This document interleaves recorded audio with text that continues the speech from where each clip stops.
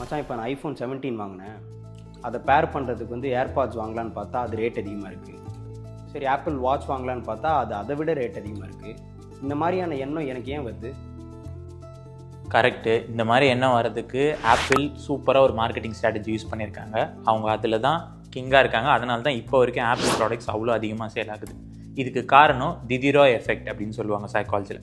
அதாவது இப்போ நீ ஒரு காஸ்ட்லியான ப்ராடக்ட் வாங்கியிருக்க, ஐஃபோன் 17 இல்லை ஒரு மேக் புக்கோ வாங்கியிருக்க அப்படின்னா உன்னை சுற்றி இருக்கிற மற்ற கேஜெட்ஸ் எல்லாமே கம்பேரிட்டிவ்லி சீப்பராக தெரியும். இப்போது அந்த காஸ்ட்லியான கேஜெட்டுக்கு ஈக்குவலாக என்னோடய லைஃப் ஸ்டைலில் மற்ற கேஜெட்ஸும் இருக்கணும்னு நீ பர்சீவ் பண்ணுறதுனால தான் ஆப்பிள் ஐஃபோன் வச்சிருக்கிறதுனால நான் ஆப்பிள் வாட்ச் வச்சுருந்தா நல்லாயிருக்கும், ஆப்பிள் ஏர்பாட்ஸ் வச்சுருந்தா நல்லாயிருக்கும், மேக் புக் வச்சுருந்தா நல்லாயிருக்கும்ட்டு ஒரு ப்ராடக்ட்ஸாக அப்கிரேட் பண்ணி உன்னோட மொத்த லைஃப் ஸ்டைலே அப்கிரேட் பண்ண வைப்பாங்க ஆப்பிள்.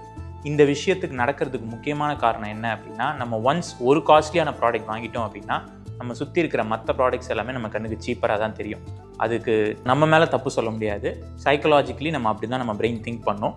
ஸோ ஆப்பிள் இந்த இடத்துல தான் அவங்களோட ஈகோ சிஸ்டம்மை ஹையர் வேல்யூவாக கொடுத்து நம்ம லைஃப் ஸ்டைலே அப்கிரேட் பண்ண வைக்கிறாங்க.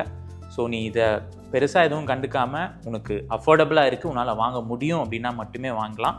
மற்றபடி நீ மற்ற ப்ராடக்ட்ஸ் வாங்கினா அது சீப் ஒன்றும் கிடையாது. உன்னோட யூசேஜுக்கு உனக்கு அது ப்ரிஃபரபுளாக இருக்குமா அப்படின்னா நீ வாங்கலாம். டிதிரோனா யார்? ஓகே, டிதிரோன்றது யார் அப்படின்னு பார்த்தீங்கன்னா, ஏர்லி செஞ்சுரிஸில் அவர் ஒரு காஸ்ட்லியான ரோப் வாங்கியிருப்பார். காஸ்ட்லியான ரோப்னா நம்ம மேலே போடுற ஒரு ரோப். அந்த ரோப் வாங்கினதுலேருந்து அவரோட லைஃப் ஸ்டைல் மொத்தத்தையும் அப்கிரேட் பண்ணணும். இந்த ரோப் இவ்வளோ காஸ்ட்லியாக இருக்குது அப்படின்றதுனால அதுக்கு மேட்ச் ஆகிற மாதிரி ஒரு மிரர் வாங்குவார். அதுக்கு மேட்ச் ஆகிற மாதிரி அவரோட மொத்த வீட்டில் இருக்கிற எல்லா ப்ராடக்ட்ஸுமே அப்கிரேட் பண்ண ஆரம்பிப்பார். ஸோ வாங்கினது ஒரு ரோப் தான், ஆனால் அவர் அப்கிரேட் பண்ணது பார்த்தீங்கன்னா மொத்த லைஃப் ஸ்டைலுமே அப்கிரேட் பண்ணியிருப்பார். ஸோ ஒரு ரோப் வாங்கினதுனால மொத்த லைஃப் ஸ்டைலும் அப்கிரேட் ஆனதுனால இந்த எஃபெக்ட்டுக்கு பேர் டிதிரோ எஃபெக்ட் அப்படின்னு சொல்கிறாங்க. அப்போ நான் இப்போ ஆக்சசரிஸ்ன்னு எதுவுமே வாங்கக்கூடாதா? இல்லை நான் அப்படி சொல்லலை. ஏர்பாட்ஸ் தான் வாங்குவேன், ஆப்பிளில் தான் வாங்குவேன் அப்படின்னு யோசிக்காமல், ஆப்பிள் ஏர்பாட்ஸ் உண்மையிலேயே உனக்கு நீட் இருக்குது, அந்த மணிக்கு ஒர்த்தாக இருக்கும், உன்னோட யூசேஜுக்கு கரெக்டாக இருக்கும் அப்படின்னா அப்போ நீ வாங்கலாம். மற்றபடி இப்போதைக்கு வெறும் யூஸ் பண்ணுறதுக்கு ஒரு ஹெட்ஃபோன்ஸோ இல்லை ஏர்பட்ஸோ வேணும்னா வேறு எந்த பிராண்டில் வேணாலும் வாங்கலாம். ஆப்பிளில் தான் வாங்கணும்னு கிடையாது.